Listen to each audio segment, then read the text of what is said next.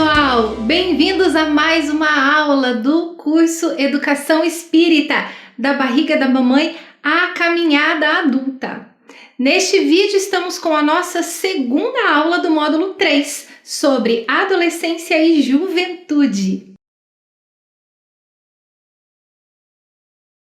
E começamos com uma citação, lembrando de Chico Xavier no programa Pinga Fogo, quando ele diz: os nossos jovens são os nossos continuadores. Trazem consigo uma vida diferente da nossa, impulsos originais que nós não podemos auscultar em toda a sua extensão. Os nossos jovens de ambos os sexos necessitam principalmente hoje de nossa compreensão. Naturalmente, não podemos empurrá-los à libertinagem, mas não devemos frenar neles o impulso à libertação, para que eles se realizem. Com essa linda fala de Chico, então, a gente inicia as nossas reflexões desta segunda aula, falando sobre o desenvolvimento cerebral. Vamos conversar mais um pouquinho sobre o desenvolvimento do cérebro dos adolescentes.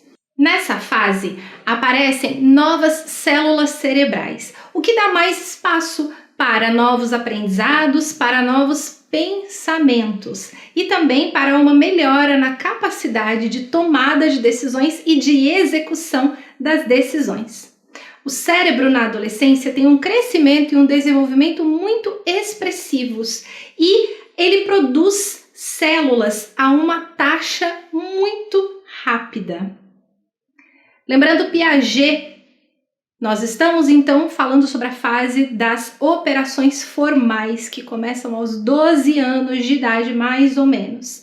É o período do pensamento hipotético, dedutivo, período do levantamento de hipóteses e da dedução de conclusões.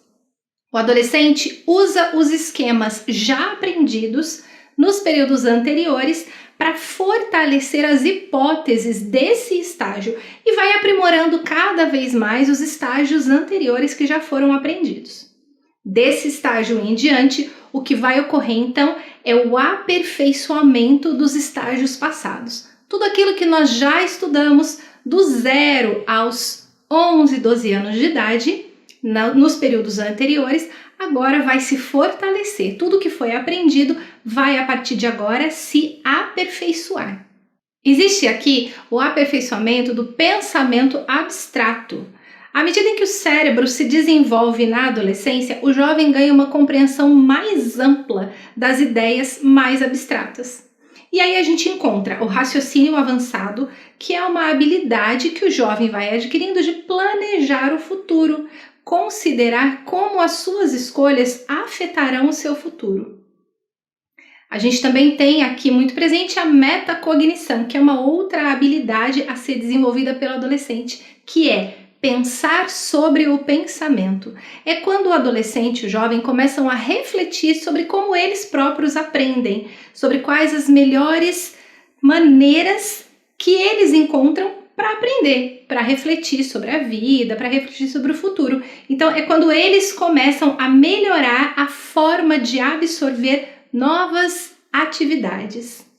E a gente tem a aprendizagem avançada aqui nesse período também. É quando novas sinapses ou as lacunas entre as células nervosas tornam o cérebro uma máquina de aprendizagem que pode absorver novas ideias, novas habilidades, novos fatos. A neurocientista cognitiva britânica Sarah Jane Blakemore, ela é especialista em cérebro adolescente e ela descreve o período da adolescência como uma tempestade perfeita.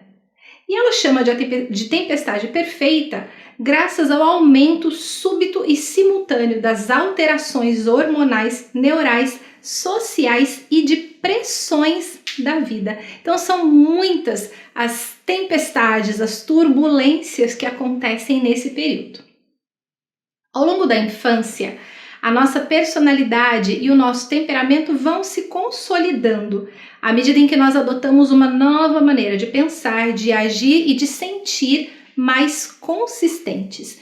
Então, conforme nós vamos nos desenvolvendo, nós vamos nos descobrindo enquanto seres individuais, enquanto pessoas únicas. E aí nós vamos então consolidando toda a nossa maneira de pensar, de agir e de sentir e de agir sobre o mundo. Como nós falamos na primeira aula, existem muitos estudos já sobre a adolescência, mas esses estudos são muito recentes. Os primeiros estudos publicados datam de 1990 apenas. Esses estudos, apesar de recentes, já demonstram como as características que surgem na adolescência antevêem uma série de acontecimentos na vida adulta, como, por exemplo, o sucesso acadêmico e até o risco de desemprego. Quando a gente analisa os adolescentes, então, a gente já consegue ter uma noção de como será a vida adulta deles, como serão as suas atitudes no futuro. E aí, nesse momento, a gente consegue apoiar, ajudar a parar o que precisa ser aparado, conversar e oferecer alternativas para eles, oferecer momentos de reflexões. Nas últimas décadas, a neurocientista Sarah Jane Blakemore e outros especialistas também mostram como o desenvolvimento dos jovens é marcado por importantes mudanças no cérebro. Essas mudanças têm muito a ver com a poda de excesso de massa cinzenta, que está associada à aprendizagem. A massa cinzenta fica na parte exterior do córtex cerebral e ela tem esse nome pela sua cor acinzentada. Ela é a responsável pela capacidade de pensar, do movimento voluntário, da linguagem, do julgamento, da percepção. Esse fator da poda pode contribuir para mudanças da personalidade na adolescência. Ele vai contribuir para um maior nível de conscienciosidade e para uma maior estabilidade emocional. Então, quando a gente percebe que o jovem já é emocionalmente estável e já tem esse nível de conscienciosidade aflorado dentro dele, a gente pode saber que a poda da massa cinzenta foi eficiente e vai trazer uma maior maturidade. Em outras palavras, a forma como a nossa massa cinzenta muda na adolescência pode afetar a maneira como nós sentimos e como nós nos comportamos. A adolescência, então, ela é um período muito turbulento, um período de grande tempestade, mas de grande potencial para que os jovens se engajem mais profundamente no mundo ao seu redor. Os jovens então crescem fisicamente, experimentam novas atividades, começam a pensar sobre o mundo de uma maneira muito mais crítica, desenvolvem relacionamentos mais variados e mais complexos.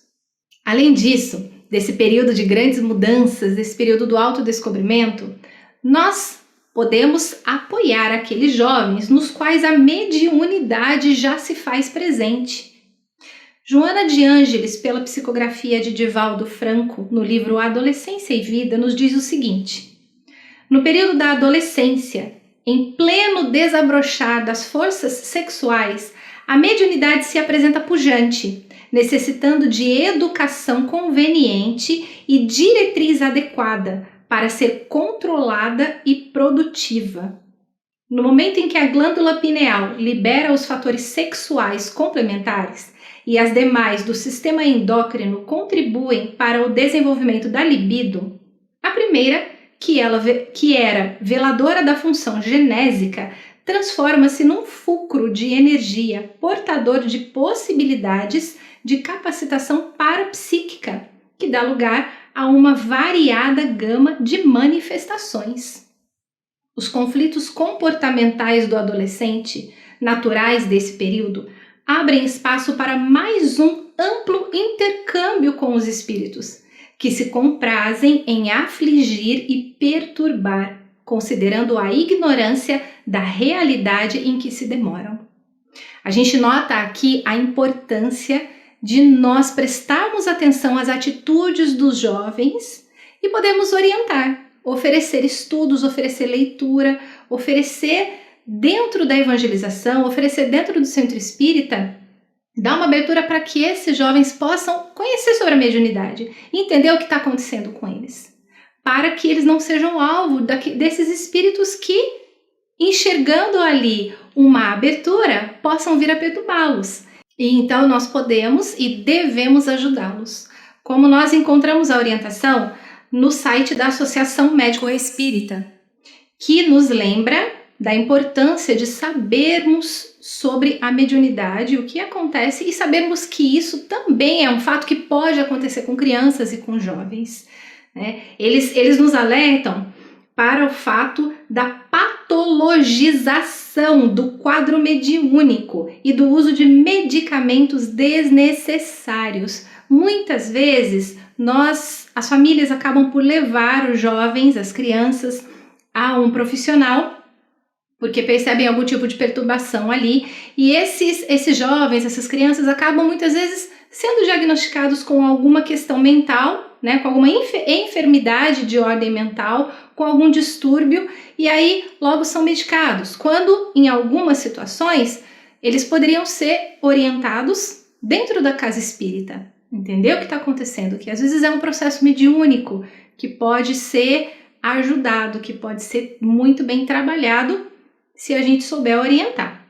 É importante lembrarmos que a espiritualidade que trabalha no bem está sempre ao lado.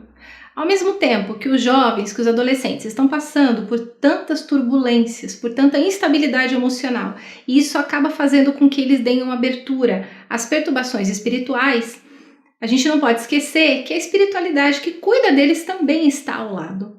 Está ali cuidando, está ajudando-os a resolverem essa situação.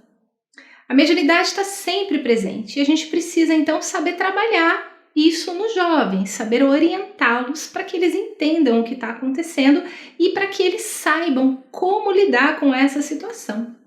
Lembremos dos médiums no contexto espírita. A expressão da mediunidade na fase infantil e na adolescência são relatadas em muitas biografias. Fenômenos de psicofonia, psicografia, clareaudiência e clarividência ocorrendo na infância e na adolescência até os 20 anos de idade podem ser encontrados em personagens como Joana d'Arc, Elisabeth d'Espérance, Julie e Caroline Baudin, Ruth Céline Jaffet, Hermance Dufault, Kate e Margaret Fox, Florence Cook, Francisco Cândido Xavier, Divaldo Pereira Franco, Ivone Pereira. Então são muitos os exemplos que nós temos da mediunidade ocorrendo na infância e na adolescência. Precisamos saber orientar, precisamos saber ajudá-los. É preciso aprender sobre o desenvolvimento do adolescente e é preciso que a gente se eduque sempre sobre as realidades de vida dos adolescentes nos dias atuais. Fornecer apoio e encorajamento o mais afetivo possível. As mudanças são visíveis e não visíveis. Elas acontecem por fora e por dentro. Todas essas mudanças que acontecem são chamadas de puberdade. Esse processo deriva da liberação de certos hormônios, que são substâncias químicas no cérebro. Os hormônios são os mesmos em todos os adolescentes, mas eles diferem nos níveis hormonais que vão levar a resultados diferentes.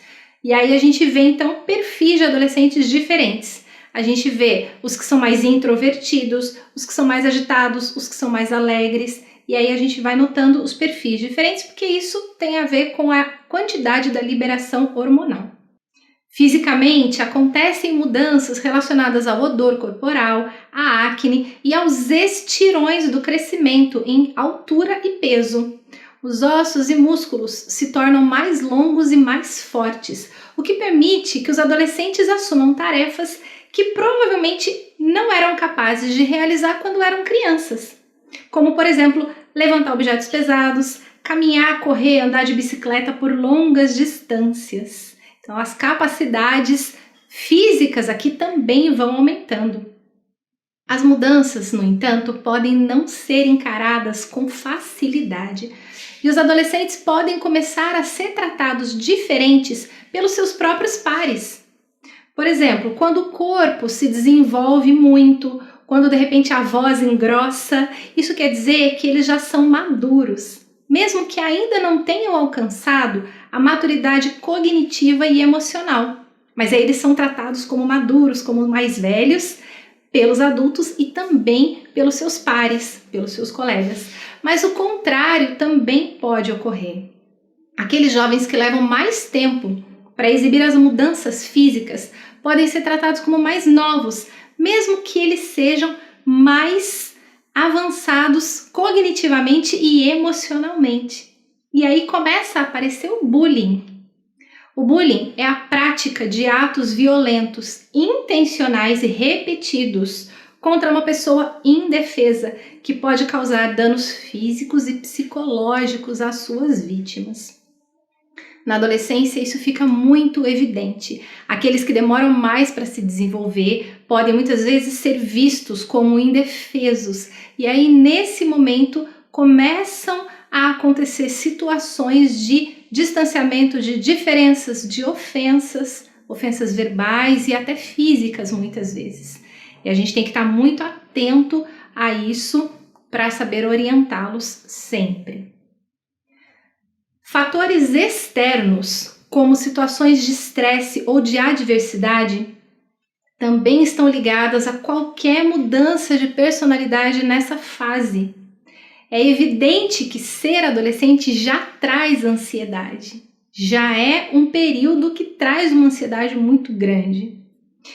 E as situações, principalmente aquelas que estão fora do controle dos adolescentes, dos jovens, como por exemplo, o divórcio dos pais, um acidente de carro, uma situação que foge do seu controle, está associada ao aumento da instabilidade emocional ao longo do tempo.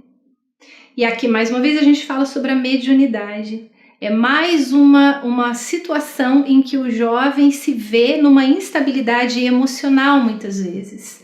E aí a mediunidade, que pode já estar ali presente, nesse momento, ela pode gerar uma perturbação maior ainda. Então a gente precisa estar sempre atento.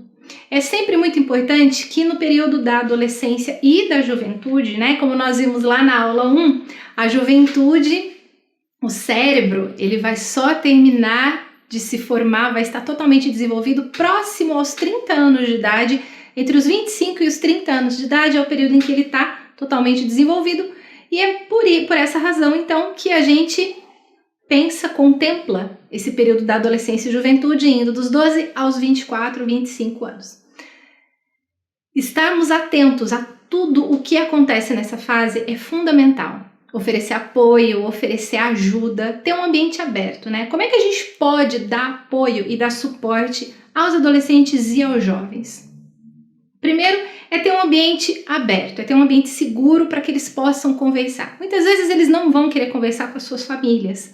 Muitas vezes eles vão procurar conversar com outros adultos ou até com outras pessoas da sua idade. Mas dentro de casa, é importante a gente também ter essa abertura para conversar sobre tudo, né? Dentro de casa, dentro da escola, na evangelização. Nós somos os adultos, nós estamos ali para ajudá-los, para estender a mão e apoiá-los em tudo que eles precisam. Sempre com muita paciência e com muita compreensão. É lembrar que nós já passamos por isso também. E que eles estão numa fase, então, mencionamos isso também na primeira aula, eles estão numa fase em que tudo o que eles trazem de vidas passadas se une ao que eles aprenderam, ao que eles já experienciaram durante a infância. Então aqui é o momento que tudo se junta, tudo se une para formar o ser que ele vai virar quando for adulto. É muita coisa acontecendo ao mesmo tempo. A nossa compreensão nesse momento precisa ser incondicional. A gente precisa dar a eles todo o nosso afeto, todo o nosso amor, toda a nossa abertura de diálogo.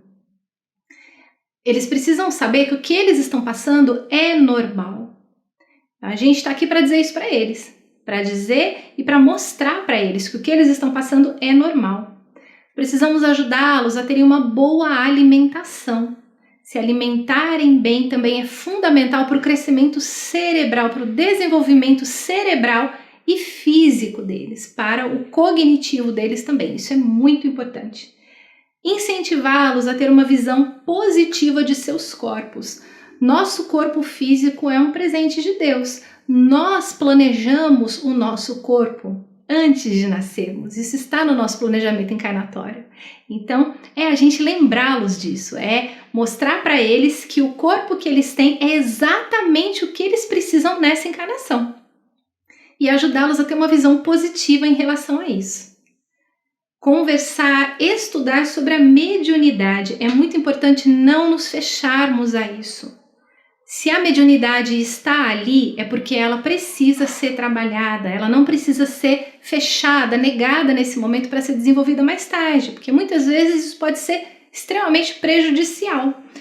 Lembram quando nós vimos que algumas situações que o bebê passa na barriga da mãe podem causar, na barriga da mãe e também nos primeiros anos de vida, podem causar esquizofrenia depois dos 40 anos de idade?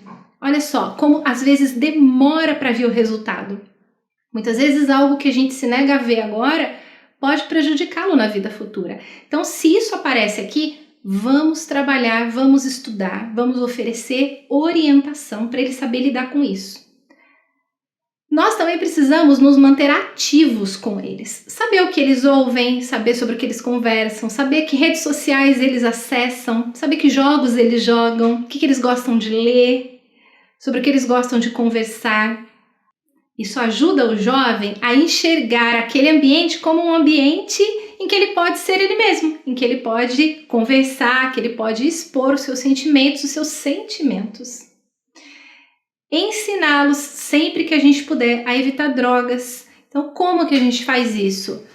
No diálogo aberto, no diálogo saudável e no diálogo que compreende, naquele diálogo que ouve. Falamos sobre a comunicação não violenta e voltamos nisso aqui. É dialogar de uma maneira a saber ouvir e saber falar. E também saber entender o momento, saber entender o que o outro está passando.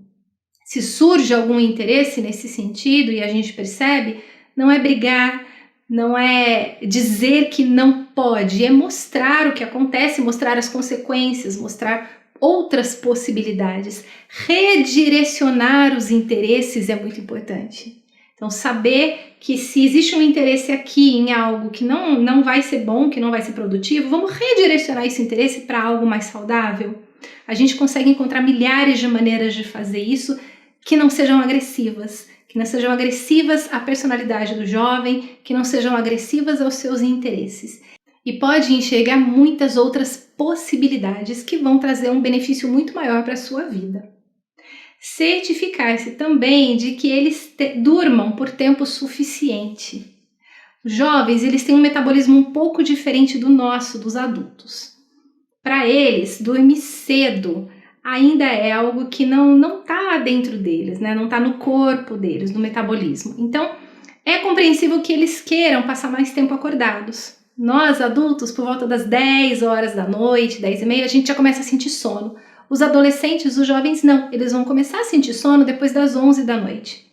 Mas a gente precisa se certificar de que eles tenham tempo de sono suficiente, porque o corpo deles ainda está em desenvolvimento. Então, a gente sabe que o sono é muito importante. O período do sono é muito importante para o desenvolvimento físico. Se eu não durmo o suficiente, o meu corpo não se desenvolve como deve e o meu cognitivo também não se desenvolve como deve. A minha aprendizagem, a minha capacidade de aprendizagem fica comprometida. Então, pensando em tudo isso, a gente chega à conclusão de que é importante ter uma comunicação aberta, sempre. Muito nós nos concentramos em fazer com que os jovens estudem para tirar boas notas, estudem para passar no vestibular, estudem para ter um bom emprego. Quando a gente também precisa pensar na qualidade de vida deles. Então, é claro que a gente vai ajudá-los a estudar, mas existe um limite, a gente precisa ter um equilíbrio entre o quanto eles precisam estudar e o quanto eles precisam ser felizes, ser pessoas realizadas. Então a gente também precisa apoiá-los na sua responsabilidade, na sua maturidade. E aí, fechando o nosso raciocínio de hoje, então, a gente volta no programa Pinga Fogo em uma outra fala do Chico.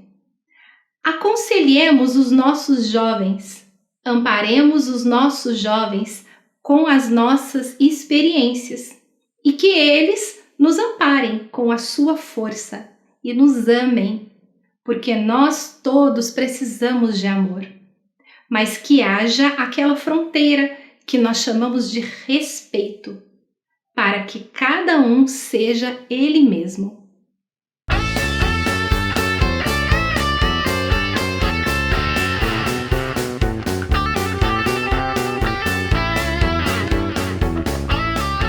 Agradecemos muito pela sua companhia nessa aula e na terceira aula desse módulo a gente vai então conversar sobre atividades práticas.